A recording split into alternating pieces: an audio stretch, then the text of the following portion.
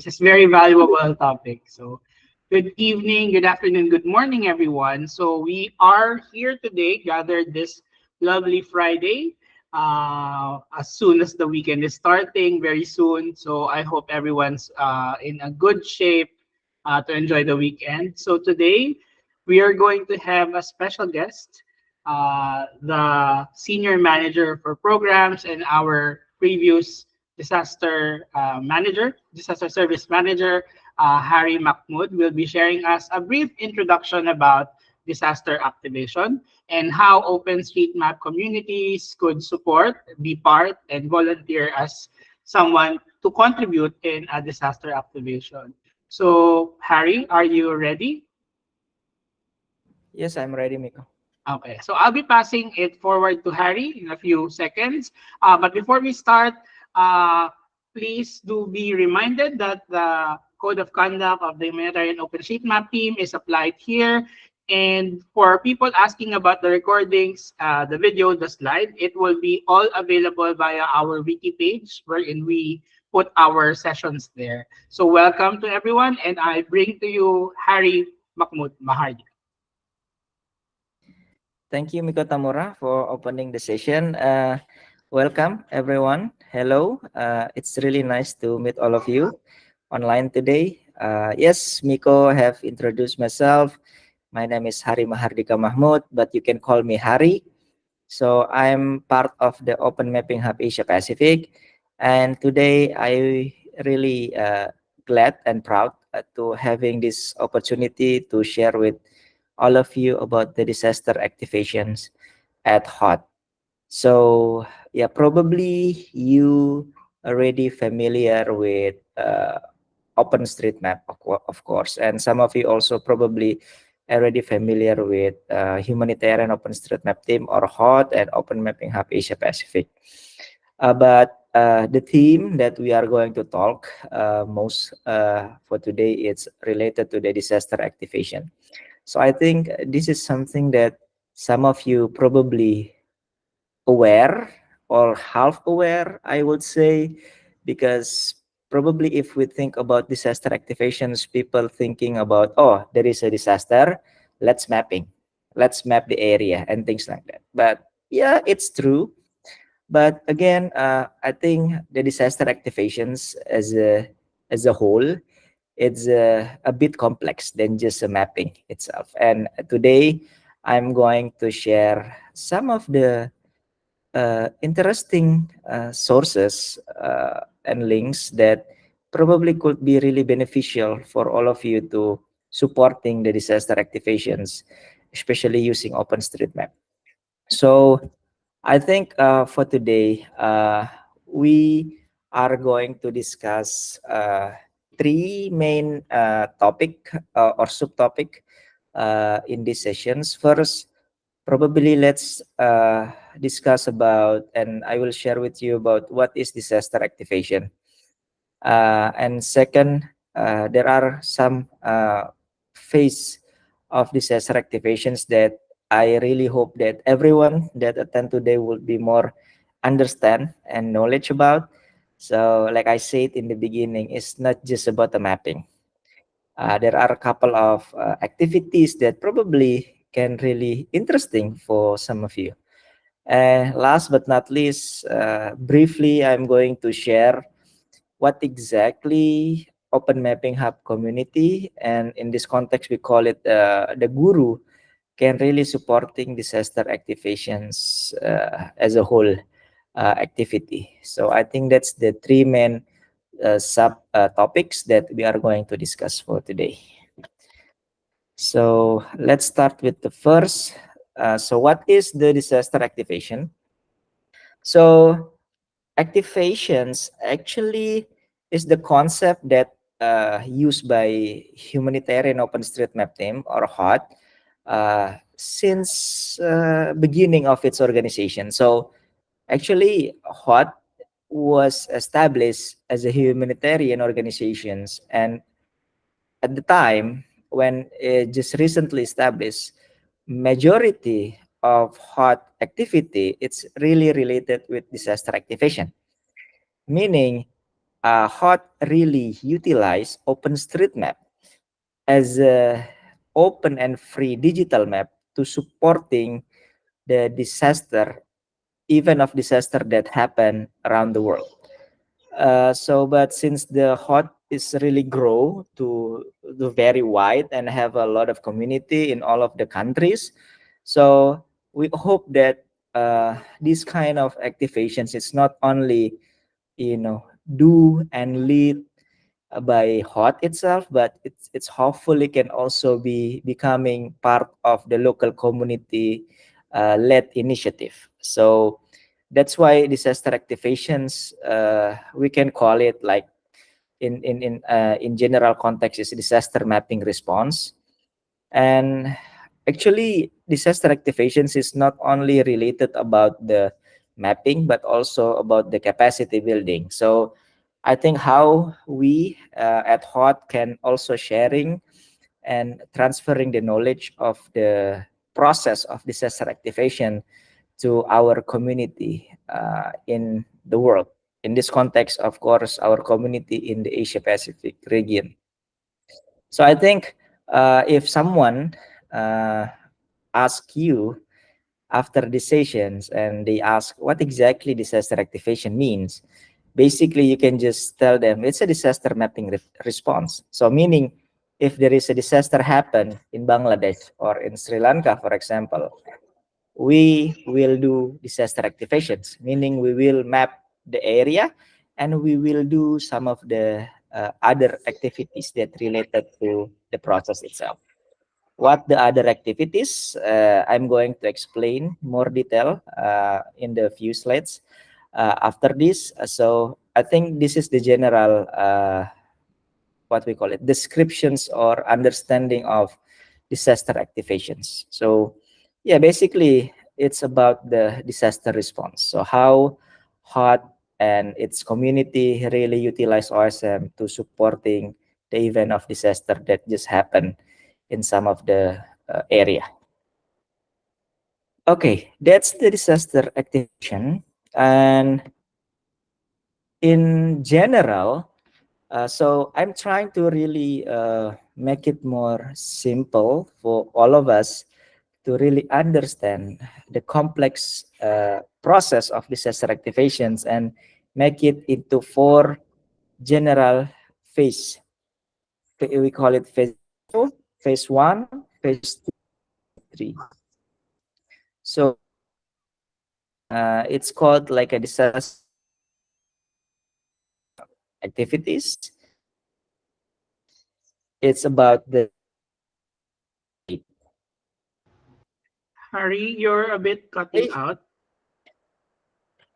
hello? Can you hear Okay. me now? Yes, your audio's better now.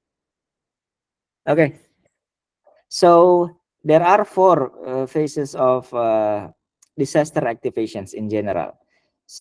There are phase zero, phase one, phase two, and phase three. Zero, it's called disaster preparedness and monitoring. And phase one, it's the process when we decide to launching the activations or the mapping activity to support the disaster event. Phase two, it's the process of monitoring the activity, the progress of the activations itself. And phase three, it's more about how we can utilize and the data that collected of these disaster activations can also be also share all the lesson learned that we have collected through the disaster activations process for the event that we supported. So basically, that's the main idea of disaster activation. So there are four phases that you need to understand. So far, is there any questions before I jump in into specific and explain each phases of this disaster activations? No? So Okay, let's move on then. go ahead, Harry. Okay, phase zero. Okay, so disaster activations is actually it's not just about we waiting for disaster to happen and we and then we map. No, it's not like that, because meaning it's more like a reactive uh, initiative, right? Disaster already happened, so people already affected.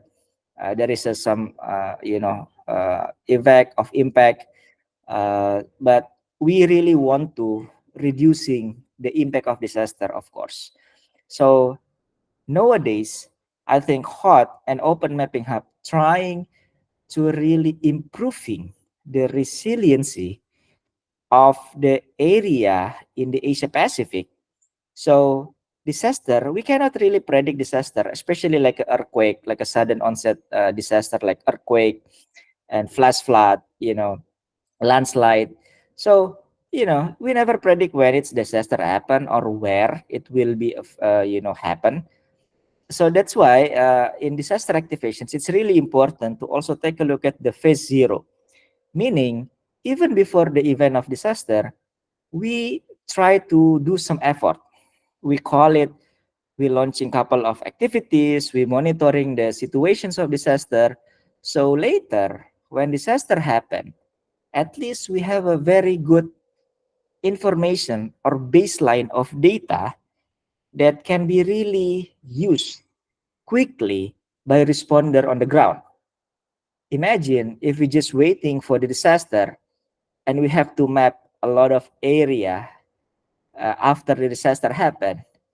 The responder, when they really need the data of OSM, for example, they probably will need to waiting for more than 2 weeks or even 3 weeks or even a month to really get the good data.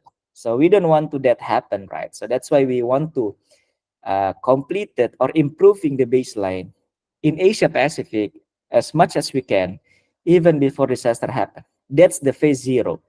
So disaster activations is actually starting even before disaster happen.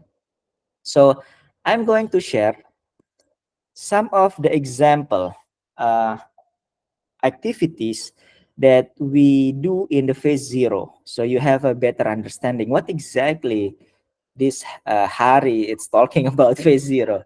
What exactly meaning that we have to move, we have to act before disaster happens. So for example, we collaborated with partner in Timor Leste, with World Vision Timor Leste. We also conducted like an anticipatory mapping for climate resilience. So this is more like a, what we call it, like a project, yeah, project that try to improving the baseline of the data. So probably I'm going to changing my screen. Wait a second. Let me check. Okay. So this is a anticipatory action mapping project. So there is no disaster happening when this project conducted. No disaster happening in Timor Leste, but we try to really improving the baseline of the map, especially in some of the disaster-prone area in the country. So we collaborating with World Visions and also with the Red Cross Climate Center. So we improving the disaster-prone area in Timor Leste by mapping some of the critical infrastructure. So later, if there a disaster happen, because we already predict probably there will be El Nino, there will be La Nina, or there will be like a annual flood that going to happen in this area. So when it happen, we already becoming more resilient and have a better data, like I said, that can be quickly used by people or local community or local stakeholder on the ground.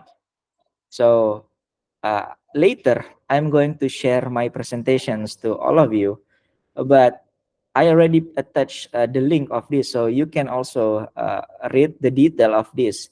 But if you can take a look at the process, it's basically improving the data, the baseline. Uh, People using some of the mobile apps that you guys also usually do. You can name it ODK, Kobo, FMTM, and all. So we try to improving not only the locations of the critical object or infrastructure, but also some of the important informations that probably could be really beneficial to be used for disaster analysis and determine some of the policy regarding of disaster management in the country. So some of the result, as you can see, of course, there will be some historical data that we use. So, and also there will be some, if I can zoom it a bit to all of you, there will be some type of the infrastructure and location. And, there is some example of how if we starting to improving the baseline, because why we use OSM, of course, some of the city in Timor-Leste is not really well mapped in Google Map, and we never know when it's going to be completed, right? But this is area, for example, that I show you at this point. It's a very disaster-prone area, but in Google, it's just like a one amenity probably mapped there, and not all the buildings in map. But using OSM, so we can improve the infrastructure and the critical objects such as building and more complete road network there, so it can be accessed and people can just download the data later on. And when disaster happen, instead mapping for a week or 2 weeks, the people on the ground can just directly use the data. I think that's one of the example that I could see. And the other example that I'm going to also share with you is this one. Probably some of you already part of the OM Guru project that we have in this year.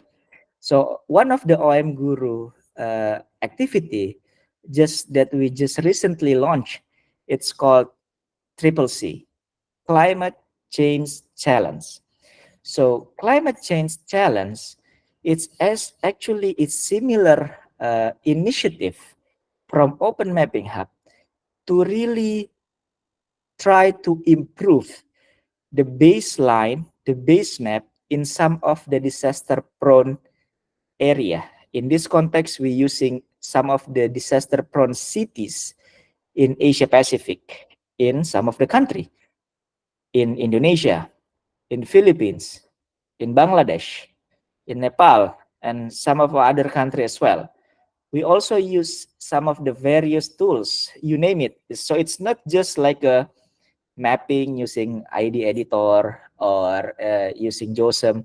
So we try to make it more attractive and we make it as a more fun, you can say. So instead of only mapping or improving the data using JOSM, we also have use some of the tools like map swipe, mapillary, there is a map roulette, there is a some of the tasking manager as well, of course, but there are a couple of tools that we always use.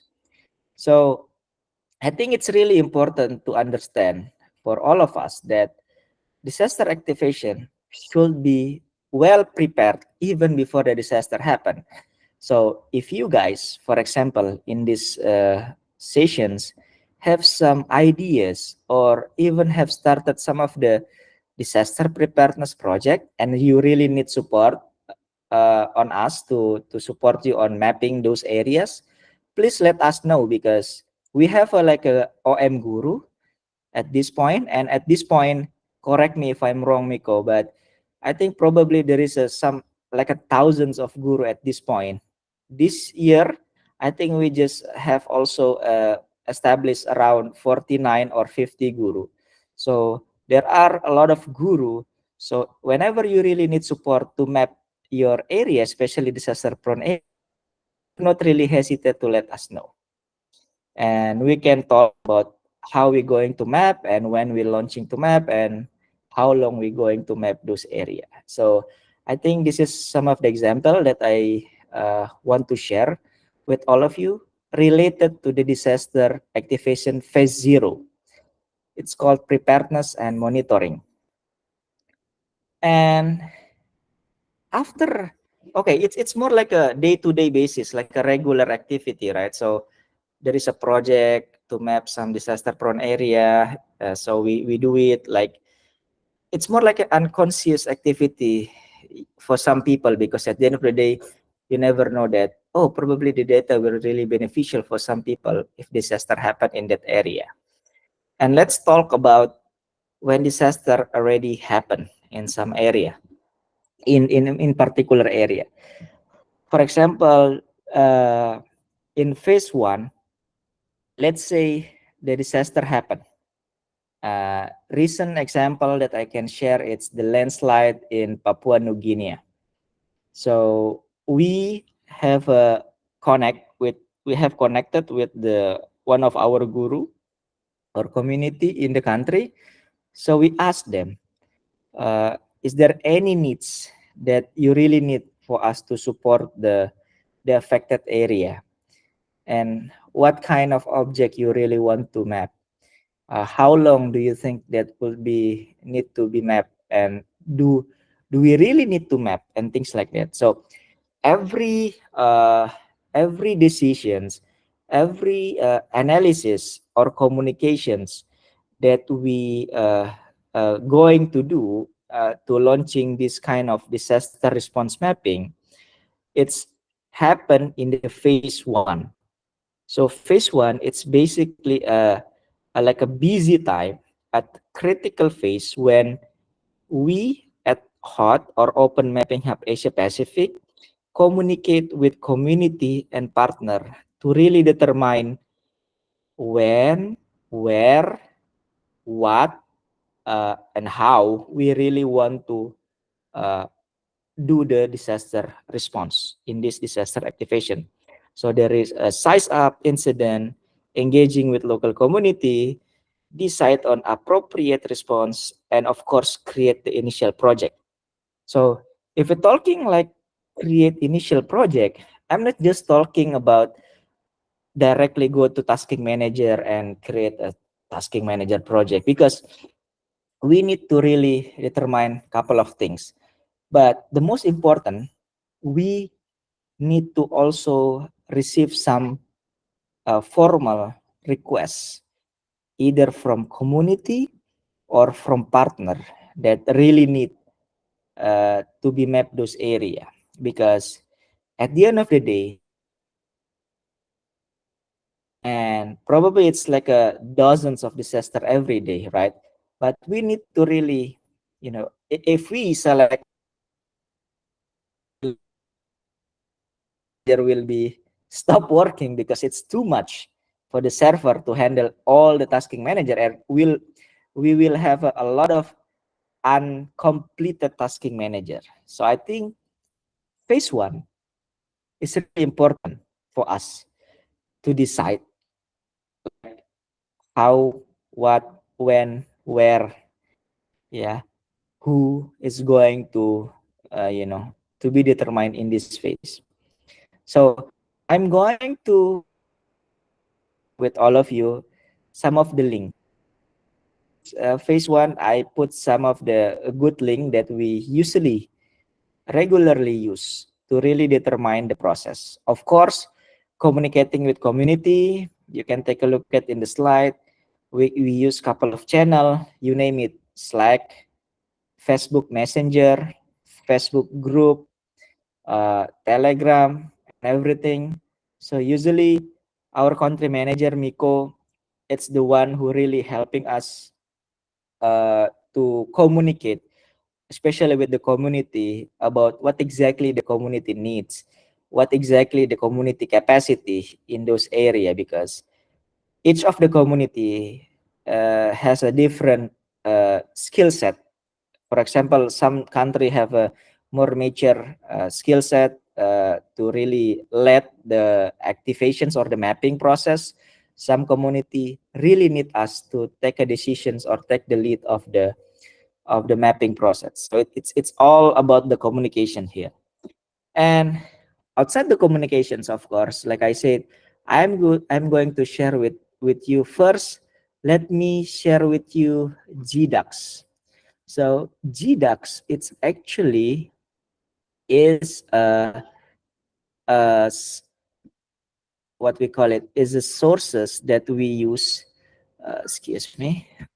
Is the sources that we use for uh, see the what we call it the informations of disaster that just happened.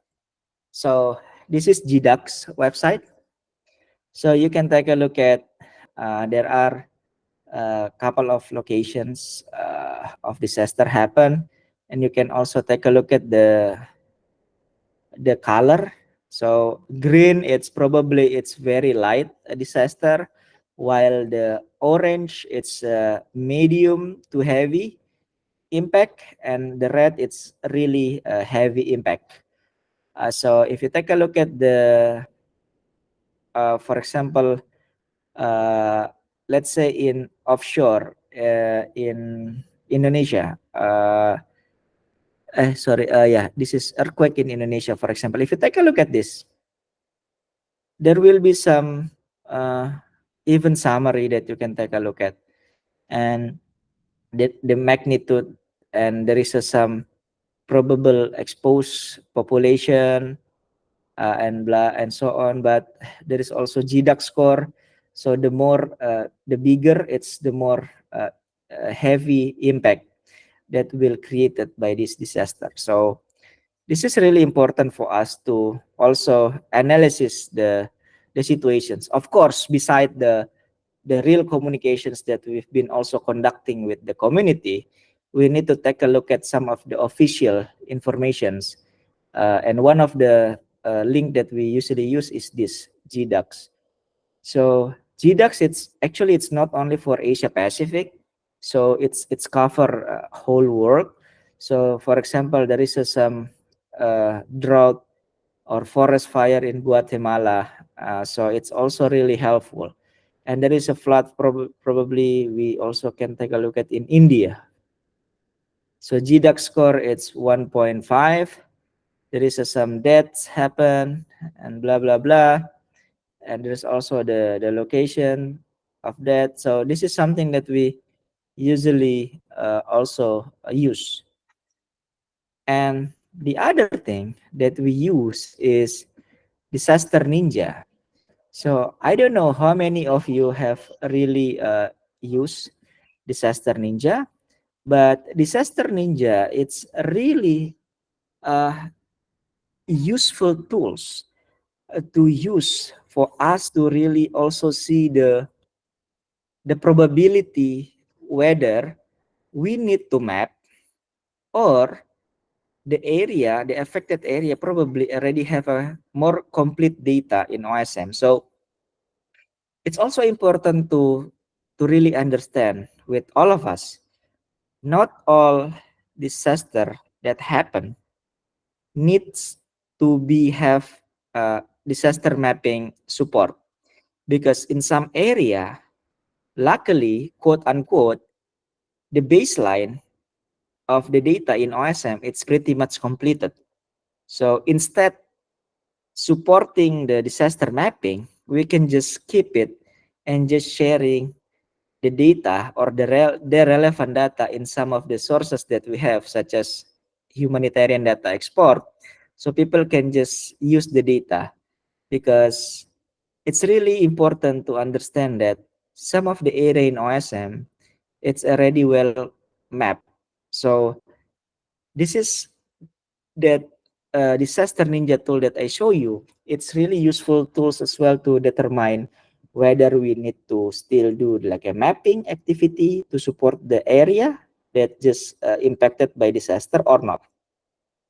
So if you go to the map tab here, you can take a look at some of the uh, risk analytic, disaster, also layer, and some of the tasking manager project here.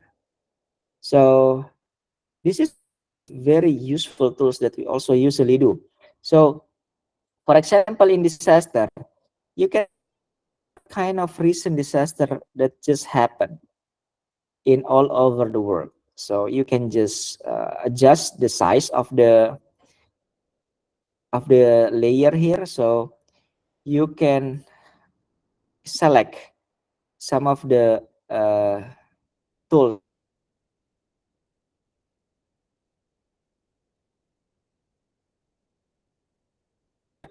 link here. So it will also, if you click this, it will also bring you to the GDAC website that I just show you recently. So if you select this, there will be some analytic, and this is really important for us to know. So if you take a look at the analytic, let's say the impacted area, probably it's around 187,800,000 people will be affected.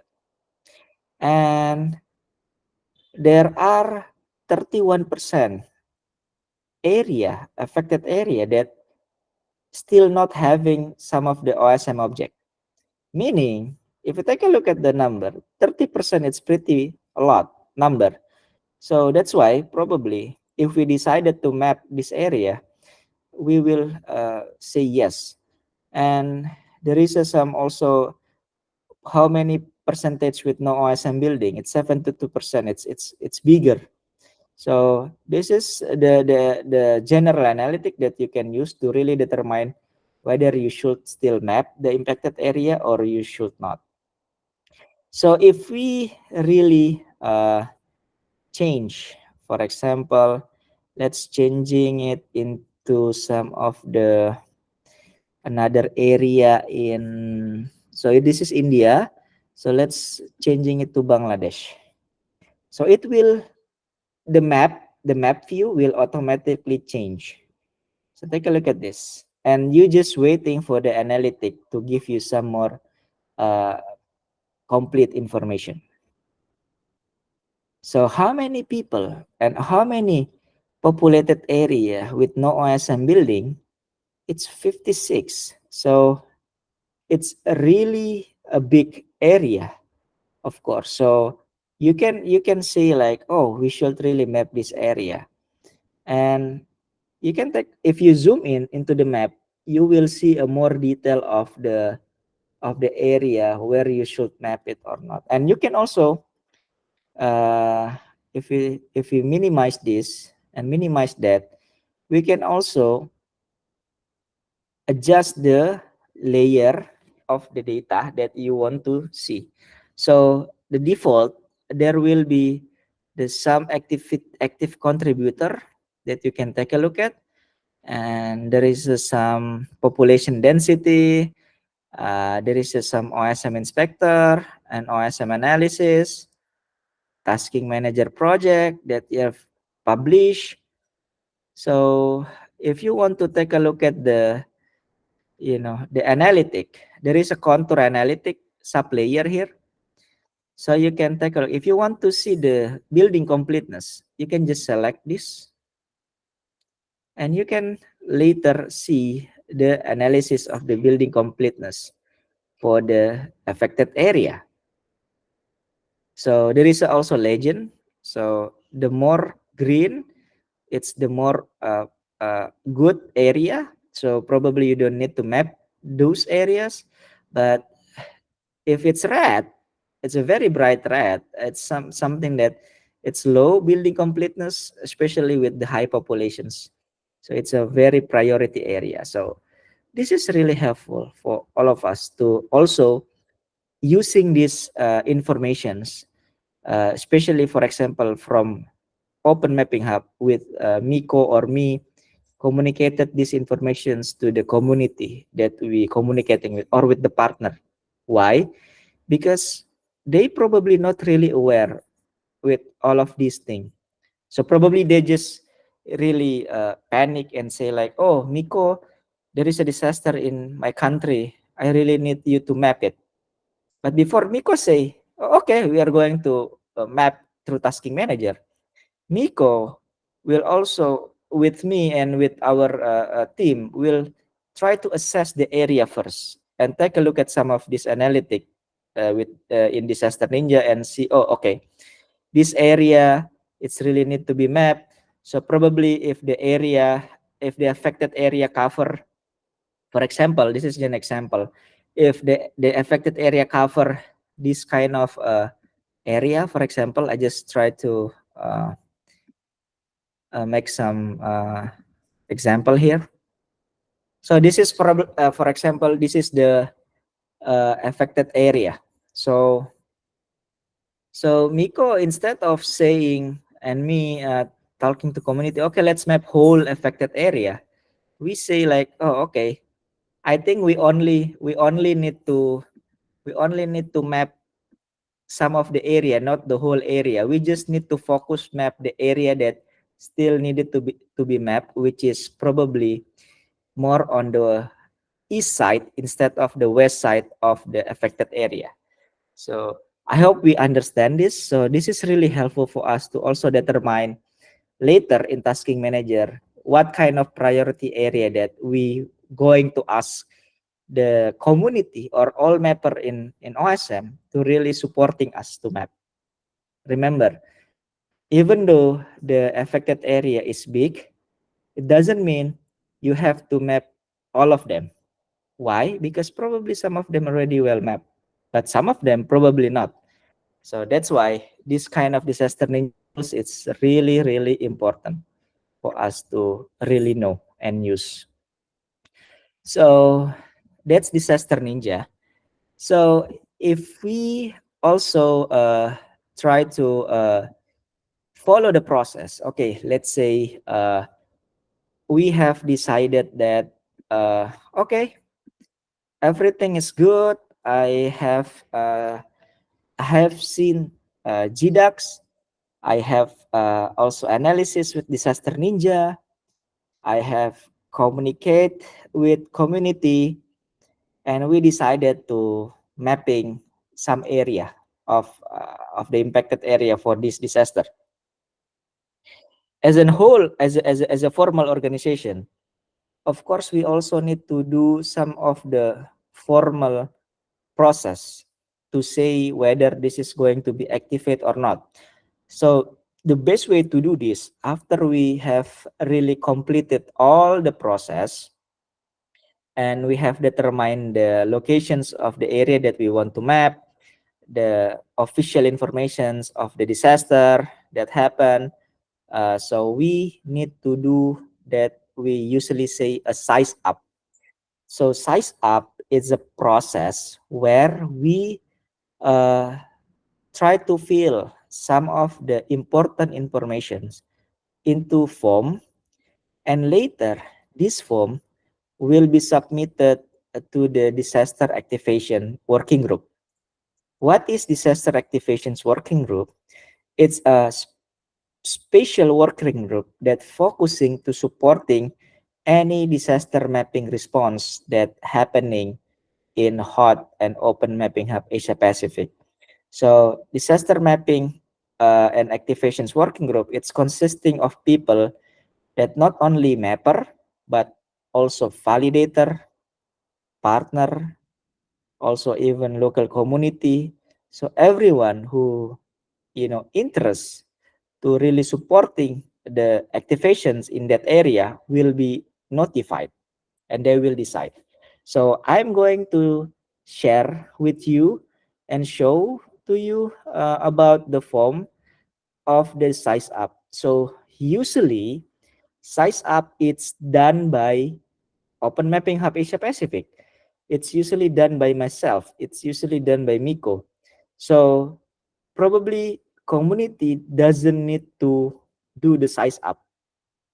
But at these sessions, I really want to show you because it's really important to understand after we communicate everything with local community and partner about the decisions whether we want to launching disaster activations in the particular area, we also need to fill some of the official form that will be released to the disaster working group at HOT.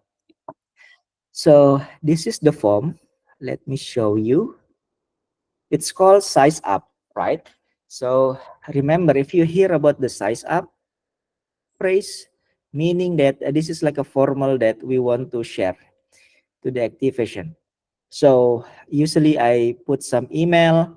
So if the local community has the capacity to supporting the disaster, so probably I will also put them as a lead of these activations instead of Open Mapping Hub.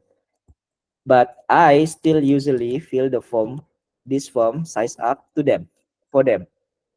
So incident name, you can name it. So based on GDAX, what exactly the name, like a flat, uh, Jakarta, for example. What's the status? What's the status? It's not monitoring anymore. It's need to be active. So probably we have tried to launching the tasking manager. What phase? We call it a phase one type of event. You can call it flat. Where is the location? So I using Jakarta. So probably if you know more like a specific name, Jakarta is a city. So if you have like a more specific locations like a district or sub district, that will be also helpful. Or if the title it's using like country, probably the location you can say for the city, for example. So for example, East Jakarta. Geographic scope, probably you can say it's like a city. Estimated, so usually we using, so this is where GDAC information, it's really helpful for us to determine the number, because GDAC will give us more like a sum of the informations that we can also use when we filling this form. So estimated durations, probably just days. Is there any time constraint that we really need to complete the mapping? If there is a constraint time based on the communications, we can say it. If there is no constraint, we can just like, there is no time constraint, meaning that we can try to map and complete the mapping as soon as we can. And incident, it's a minor, moderate, so it's based on the determinations of our analysis with GDAX and Disaster Ninja. And sources, for example, you can say GDAX and Disaster Ninja. It's like a, let's say 1,000 people. And if you next, there is some activations, blah blah blah. Example is, so is there any local community? So if we have been communicating with local community, we should put their name. So there is a one local community, let's say OS Indonesia community, and request, because we have communicating and they're requesting us to map, and there are identify needs, we can say from OSM Indonesia community and Red Cross, let's say like that. And also requesting, we can also put Red Cross Indonesia. Is there any capacity that we can, if green it's good to manage, yellow it's probably not sufficient for all of the resources of AP Hub, the staff and the guru. So we need more support from other people. Red, it's very, very big, or we been busy with other things, so we don't have enough resources to manage this. So this is more like a informations to also for the working group to really see whether we need to put more support of resources to map, or it's really good just to monitoring the AP Hub and local community managing these disaster activations. Let's say we have a capacity, we need, we likely need the need for activations. We next, who's the lead of the org? You can say OSM Indonesia community. This is something that I really want to highlight. When we communicating with community, of course, in Open Mapping Hub, we also assessing the skill set of community in each country, like I said earlier. So if there is some capacity, for example, I just give an example, like in the Philippines, in Bangladesh, the OSM community is pretty strong in terms of technical, so they can create a tasking manager project. They can also lead the mapping response itself. So Open Mapping Hub is just play a role as a supporting role, and the leader will be given to the community to take the lead. If that's the case, we should also fill the name of the OSM community here or other orgs that have the capacity to lead this. If not, for example, let's say Papua New Guinea, for example, because Papua New Guinea OSM community just recently active because we just met with some of the guru there. We just still starting developing their capacity, technical capacity. So there is no opportunity or it's not doable for them to let. If that's the case, and then we should put the name of, for example, Open Mapping Hub Asia Pacific.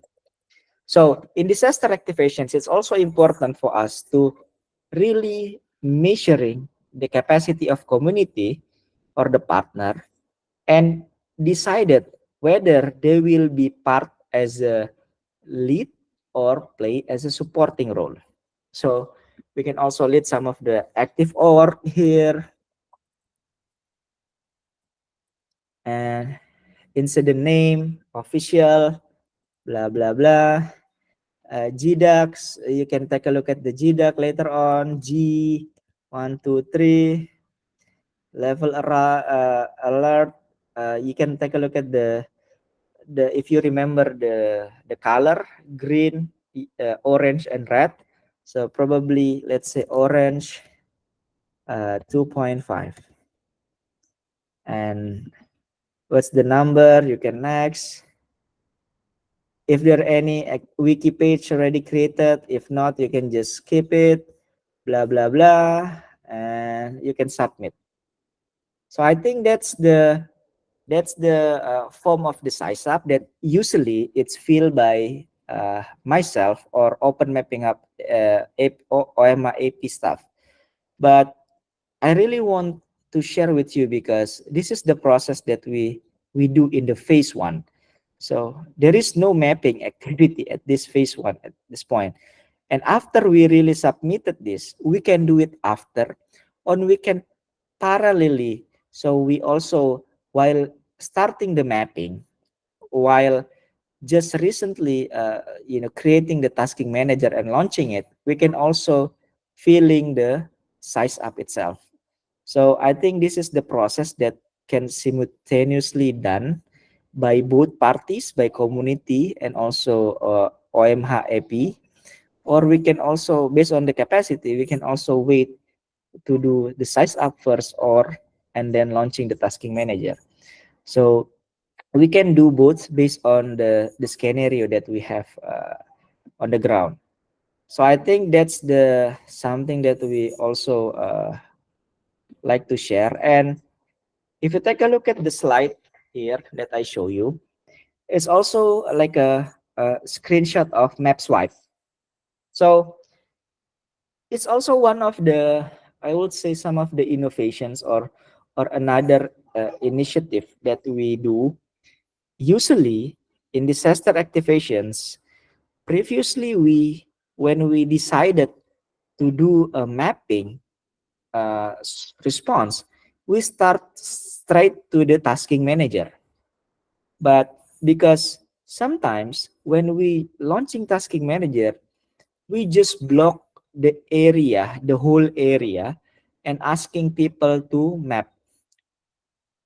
The consequences, it takes longer time for mapper to complete the area, and sometimes mapper map the quote unquote the wrong area, because in tasking manager you select a grid, right? And probably naturally you try to also select like a easier grid. But it turns out when you map, when you have done a lot of mapping, your grids that you map, it's actually not the priority grids. So this is the really based on the lesson learned that we have in the previous some disaster activations.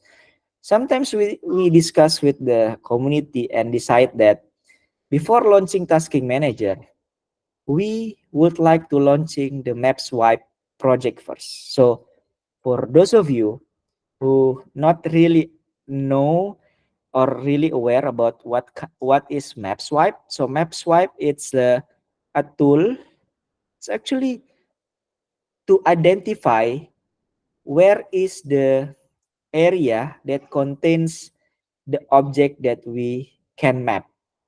Because in some grid in tasking manager, if you aware guys, you just found like a forest.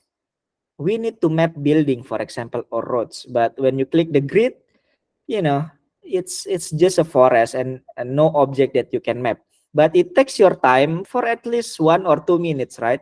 So imagine if you select like a 10 grids that not contain any object that you can map, you just waste your time to support for around 10 minutes, you see. So using MapSwipe, we can, before have a tasking manager, we can just launching the project to just identify this area has an object, this area not as an object. So they also using grids, and those grid will later can be imported, and we can take a look at which grid that contain object and which grid does not contain an object because it's just a wood or not containing the object that we want to map. And we import it into tasking manager.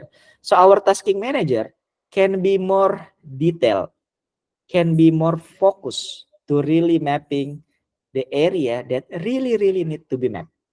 So I hope this is more like a give you a better understanding. So recently we also using MapSwipe even before we launching the tasking manager project in some of the affected area. And this is really helpful actually, because those wasted 10 minutes that you had to just mark the grid as completed because there is nothing that you can map, you can use actually to map the critical object. And imagine 10 minutes of your time, it's really essential for those people who really need the data on the ground. So that's my additional information of map swipe, and it's also still part of the phase 1. Next, phase 2. Okay, everything is set up. Size up form it's submitted and informed to the disaster working group. The area of mapping have been decided. It's all priority, so all the mapper already understand where to map.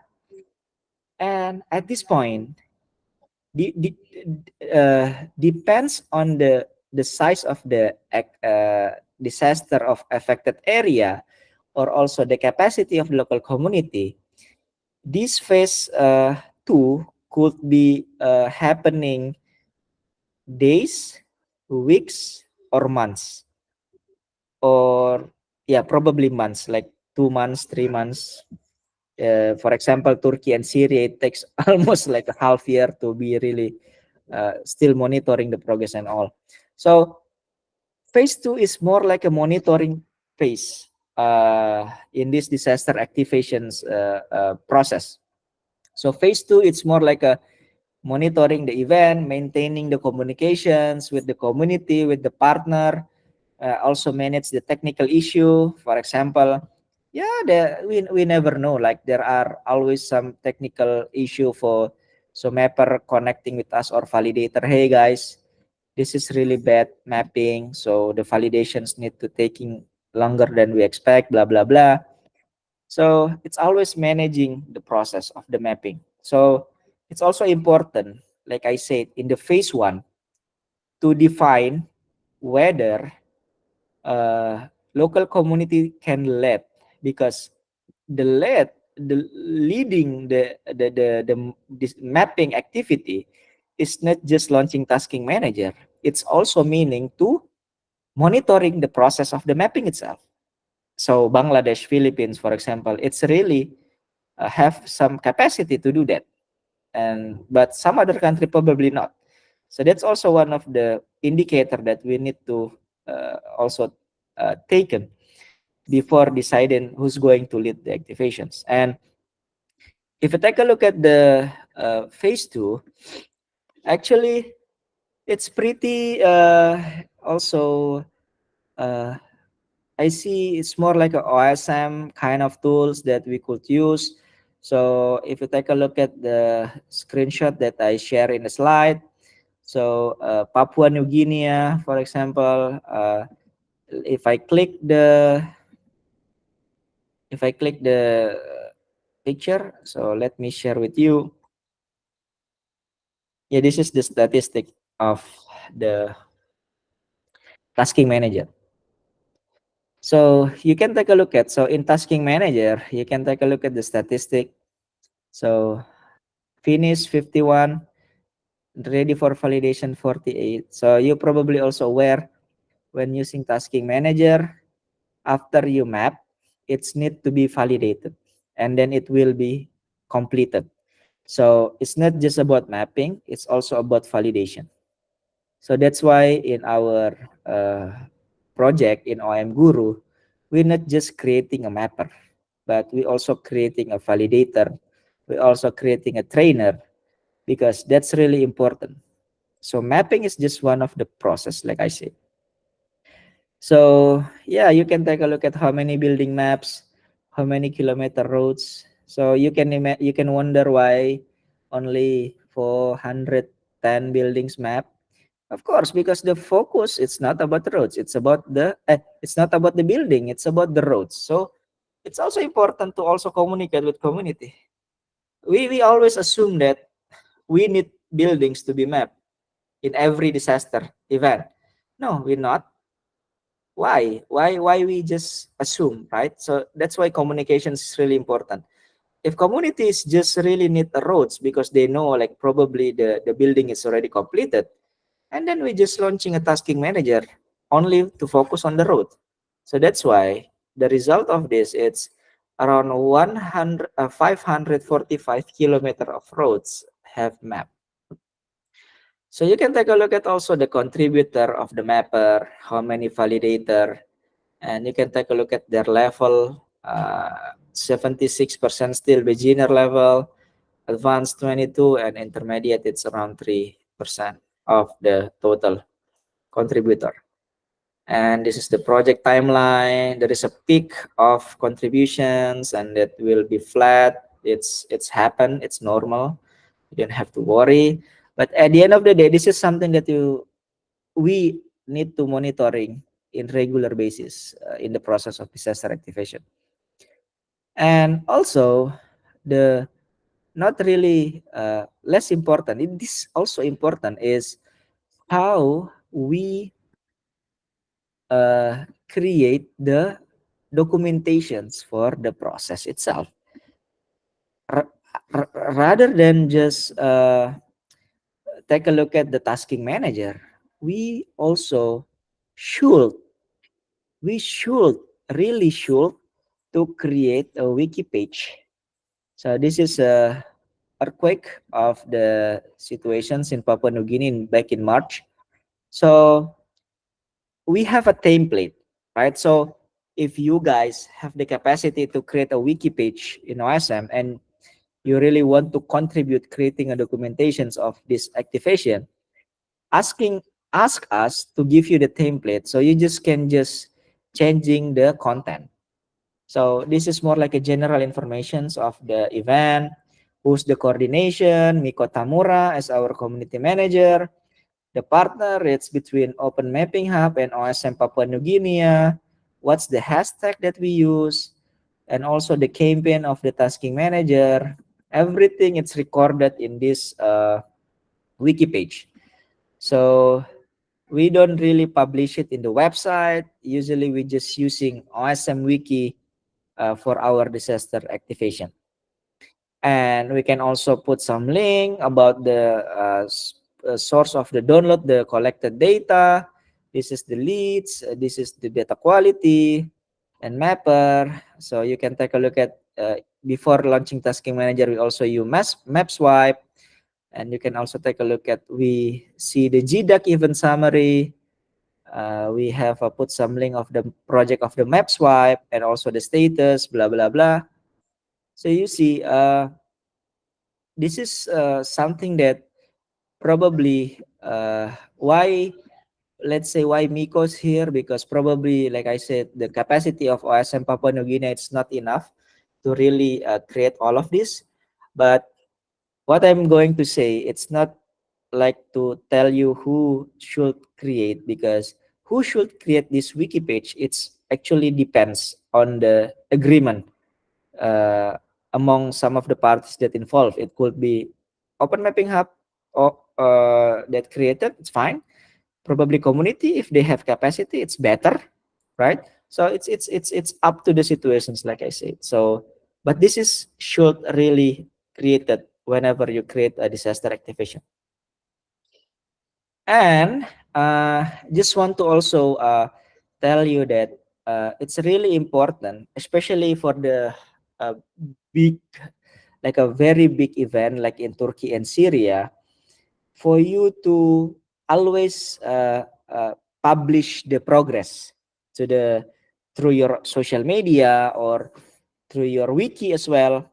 You can create some of the like a statistic, which one it's completed, which one it's still ongoing process, as well as with the general informations, how many building have map, how many roads, blah blah blah. This is really important also to inform that we working here. We still do things even after 2 weeks, 3 weeks of disaster after it's happened. We're still working. So because if we don't really share some of these things to the external parties, they just assuming that we already stop working or we stop mapping, but in reality we still do something, right? So it's also important to create more like a regular. You don't have to do it in every day. I mean, like I say, it's depend on the event. If it's a very big like Turkey and Syria, you can publish it probably like every 2 days, 3 days, or even a week. It's also fine as long as we publish it in regular basis. So the other one, while maintaining the data and monitoring the progress, also having like a partner, like other NGO, for example, World Vision or Star Network or Red Cross or Climate Center, that really also not play role as a mapper, but play role more like a map user. So it's also important that to make sure that all the data that we collected through this disaster activation is really useful, not only for community but also for the other parties that want to do some analysis, some get some gather informations for their own interest. It doesn't really matter, because but it's really important to also find a partner, uh, other NGO and other parties that really interest to using the map that we just completed in the affected area. So this is just one of the example uh, that I would like to share with you. So if you take a look at the slide, so there is a this is the example how the collected data from tropical in Myanmar last year. It's also published. So Open Mapping Hub, it's also supporting not only in data collections but also for data analysis. That's something that we really want to do in every disaster activations if possible, because we try to create some of the analysis of the impacted of impact of the disaster itself. For example, exposed populations, exposed structure.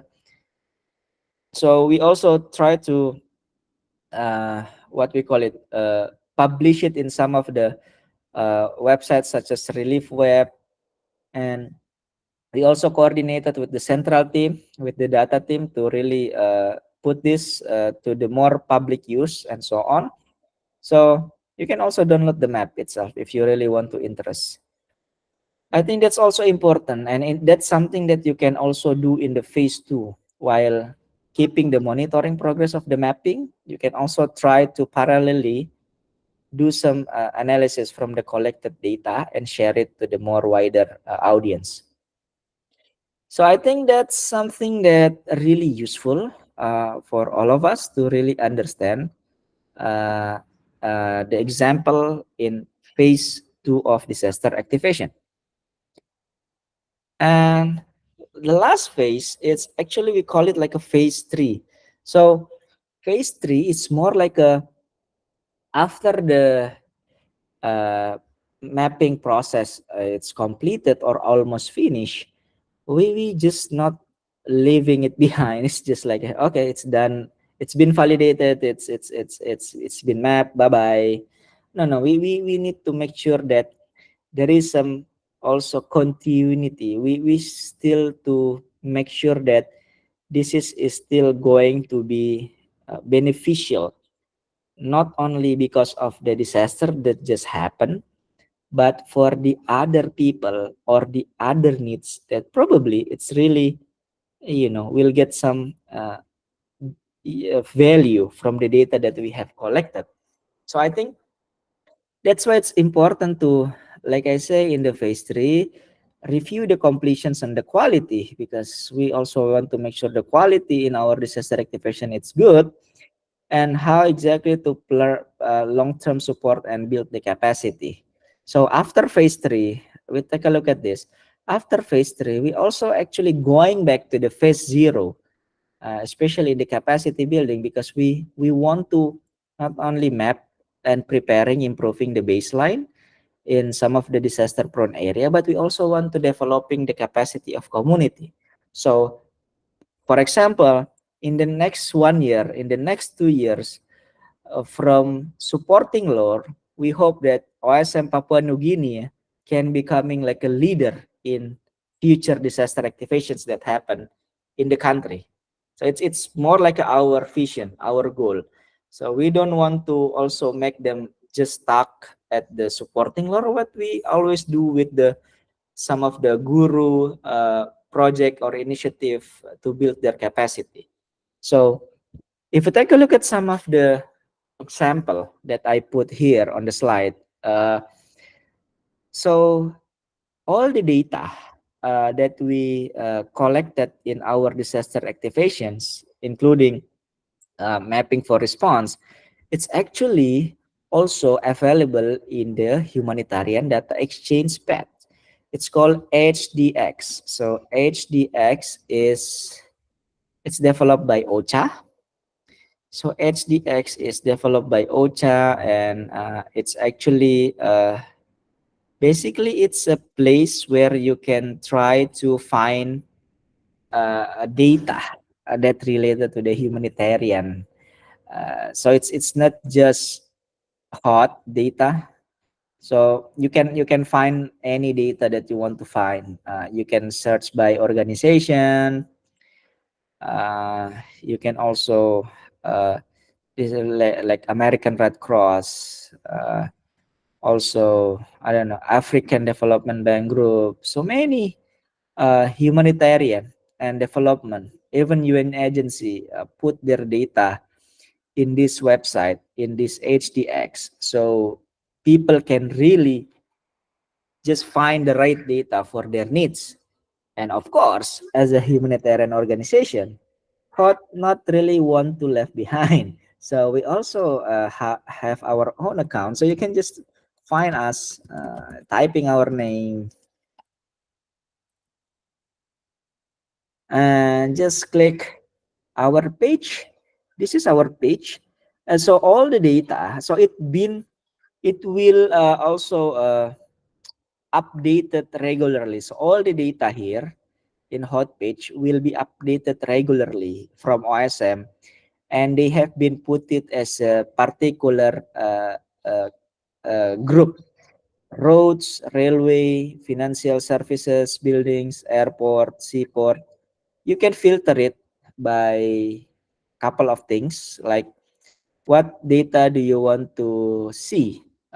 Buildings. Uh, there is a building. There is a Palestine building that you can also download. There is a Ukraine building that you can download. And you can also take a look at the data set. When is this update? So this data, it's update every day. So in the context of disaster activation, we can change, for example, because not all the data update every day. So for example, in the normal situation, when there is no disaster happen, in particular, the data it's usually up every month. Of course, with the data to why every day. Hi, Harry.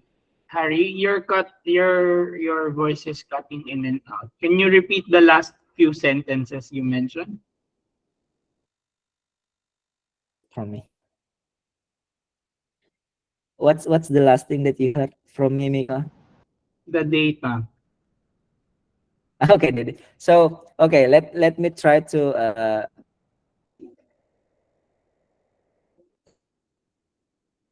from OSM in hot HDX page, and you can filter some of the data, building, airport, and you can also take a look at the when or how often the data it's updated. So there is a, for example, in Palestine, the data set it's updated every day. But in some of the country, especially in the normal situations, when there is no disaster or a special event, the data is updated every month. But if there is a disaster happen, there is a mapping activity related to the disaster activations happen, we can change the the period of updating from every month to every week or even every day. Why? Because in disaster activation, the mapping activity is very high. So even in the 1 hour, the changing of the data is very rapid. So that's why the changing of the period of data set update it's really important, and it can be done.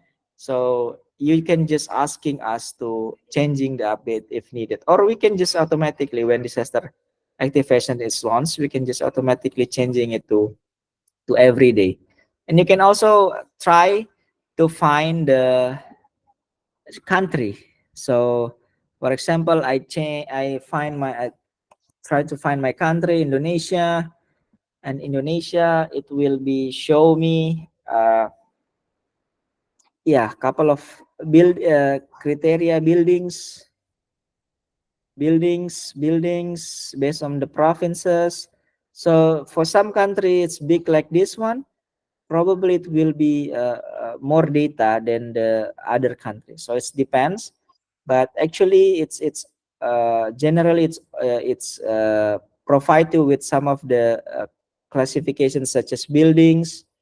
You can take a look at buildings, airport, education facility, financial services, POI, railway, roads, and waterway.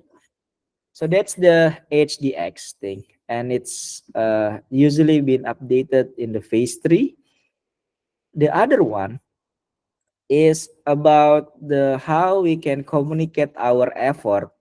Like like I said, for the transparency and accountability, it's also important for us to really create something to inform to the other people. For example, I going to show you like a story map of Turkey and Syria. So Turkey and Syria, it's more like a external communication publications that we launch to also share to the people how the data it's really useful for the people on the ground. So you can see this. There is a story, background, the impact, and this is the story map. So we can try to also make it more interesting to be read by a wider audience. So this is something that we can also support you if you really would like to have, and it's something that probably good for the sustainability or continuity for the future activity in your country or in your community. So this is some of the story that you can take a look at it. And there is some data that also have been analyzed with the various tools and some of the quotes from the partner. This is also some of the video. Hi, I'm Dr. Bilgehan Çevik. I'm an orthopedic Yeah, surgeon working in Ankara, Turkey. I yeah. volunteered to work in the earthquake area a few hours after the earthquake in Kahramanmaraş on February 6th. 10 other volunteer doctors and me gone by plane to Adana from Ankara. And from there we set out go to Antakya where the earthquake caused the most damage. We didn't know the roads and routes of the region, so we tried to use the online map services we all are using before. Unfortunately, the services didn't work because there was no network. In this case, organic maps came to the rescue and we reached our destination by creating our offline route with organic maps. So, thank you all, you are doing a really great work. So he mentions about how organic maps it's really useful in the context of supporting the ground responder to reach some of the area because there is no internet, and organic map it's really helpful for them because they can use it offline and they can reach the destinations with some of the good information that have been provided by OSM mapper in this disaster activation. So this is the like a story map. It's pretty long page, so I won't really scroll it until the end. But this is also another example outside the HDX that we can also create in the phase 3 of the disaster activation. So the last, I think this is kind of new information. Miko? Harry, before we proceed, so Alexander raised a question a while ago. I think you were still in phase 0 or 1. So the question is, how frequently does the data in Disaster Ninja is updated? From your experience, how accurate is the data provided? How frequently data in disaster niya. So I think if it's about the disaster informations that happening around the world, so I think it's pretty often. I think every day they updated the informations of disaster. If you asking about the analysis of the building completeness, for example, in disaster ninja or road network completions and things like that, I think they updated its. I think if it's not daily, it's around weekly. So, or I probably not really having a clear informations about that, but they pretty much updated it in regular basis, but not more than a weekly. I believe. So I think that's also important also for us to also monitoring it regularly, especially we can use it to see whether we want to launching the disaster activations with a whole lot of support or not, because that's really important to really see the scale of the data itself. So I think that's something that I can answer. So Miko, can I continue or do you want me to answer another I do question? have another question. I think this is from my side. I Okay. Yeah, I do have a question, Harry, for you. Yeah. So also in the go ahead. Sorry, Harry. No, no. Please go ahead. So I think one thing that, like, this is just my personal opinion. I think one thing that's missing in the activation is, as a role of the lead in an activation, is also to take care of their mappers. I do understand, like, especially in an activation, the mappers are also hit hard emotionally. Sometimes some of them are mapping because they're anxious, they're anxiety, they want to help, things like that.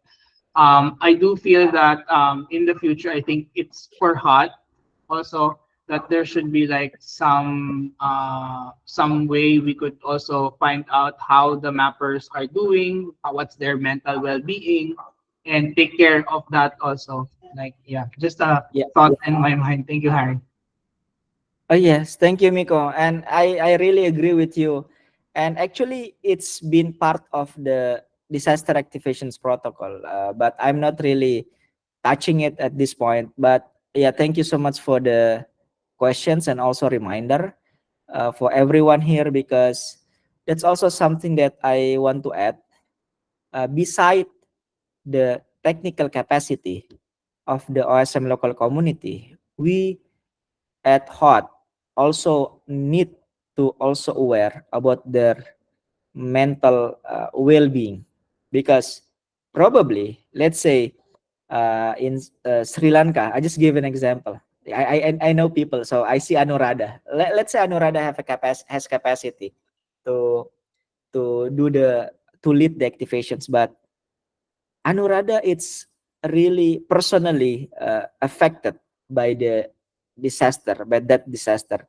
So even though Anuradha technical capacity is adequate to lead the disaster activations, HALT should not really also forcing Anuradha and OSM Sri Lanka to lead, because their situations it's not really conducive and good to taking care of this. So it's also very important, not only for hot actually. So I also want to inform for all of us as a OSM community, as a whole group here, to also taking care of our fellow mappers, especially those who really living or hit by the disaster, to taking some times to also assess their well-being, and or even offering them to help, whatever help or support that we can provide, we offering to them. And because at the end of the day, like I said in the beginning of this session, it's not only about a mapping, it's about how we can really supporting each other. So beside providing the also good data, we can also provide a good support for our fellow mapper. So I really thank you for Miko to remind me on that context.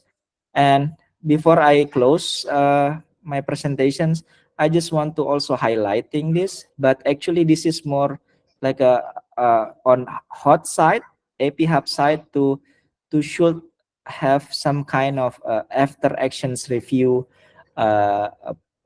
reporting. So I just want to briefly share with you. So in hot, we in our protocol we also have after actions review, or AER, so template. So this is something that we can also this is the template, so we can reuse this after we completed the disaster activation. So we can just reach out to the some of the mapper that involving this, to also put their thoughts about how satisfied, for example, with these activations, how the rate of this supporting and so on, and additional comment and things like that. It's also good. Why? Because probably we also need to review our coordinations in the future, so we can provide more better facilitations for the community to do the disaster activation.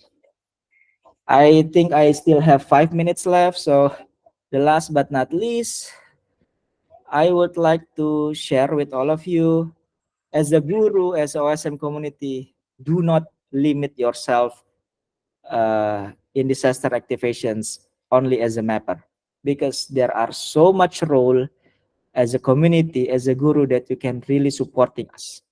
Your connection, your networking with other organizations, other institutions that probably interest to using the data of the map, it's really also important.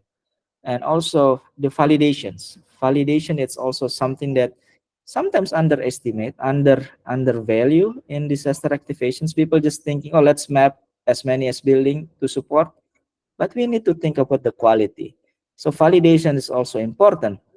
And after that, of course, the utilizations of the data also good, because at the end of the day, why we collected the data, why we create some mapping response activity, if we not really believe that the data will be really beneficial to be used by other people, right?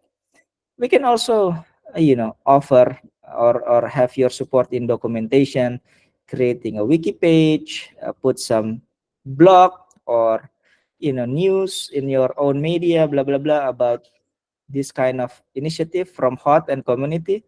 It's also really helpful for us to reach the wider audience for our activity. So many support. And if you really want to involve in any ways in this disaster activation, please do reach out to us in Open Mapping Hub AP, or reach out directly to Miko or me or other AP Hub or hot staff. We would be very happy to support you.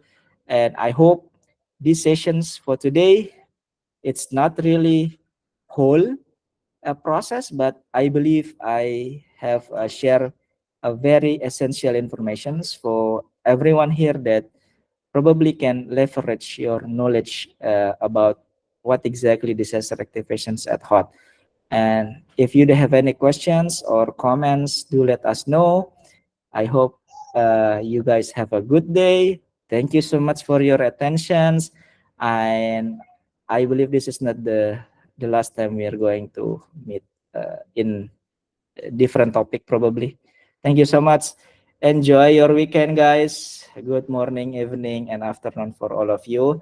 I give it Thank back to Miko to close this. Thank you. Yes, thank you very much, Harry. So some reminders, I'll just share my screen and announcement for everyone. So please feel free to answer the participant form I've shared in the chat. It's pinned there, so that we could get you an e-certificate for this training. And also I'll be sending the link to the recording and the slides that Harry shared. So I'll just share some announcements. So we're usually conducting our trainings every Friday at 12 noon UTC plus 0. So yeah, there's upcoming trainings very soon for next week. So we have the mastering, training, delivery, and intro to Miro board. So get a chance to get to know Jika and Bernard in that training. So Jika will be leading a comms training to improve on delivering uh, presentations, how to avoid stuttering or boosting your confidence when you're doing your presentation. So while Bernard will be coming into the picture to introduce about Miro board. So this is one participatory tool that you could use with your participants in events, activities like that. And we're giving access to the Open Mapping Gurus to Miro board. So if you need support in Miro or getting to understand Miro board, we'll be more than happy to teach you. That's on Friday, same time as what we're training today. And then on Saturday, we're also going to have a JOSM plugin. So Shushma, our one of our open mapping gurus, will be sharing her tips and techniques how to map more efficiently, how to map faster using JOSM or JOSM. This is very useful tool, especially for the participants in the climate change challenge. So Shushma will be sharing some tips and tricks to boost your mapping.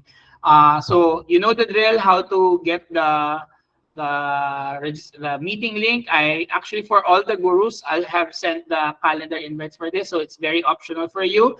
Recordings again will be on YouTube. So if you're not available, it's fine, it's okay. But I do recommend you taking a look at these trainings in the next few weeks that we have. Please also subscribe and like. So I would sound like a vlogger right now. Like, share, subscribe, click on the bell button.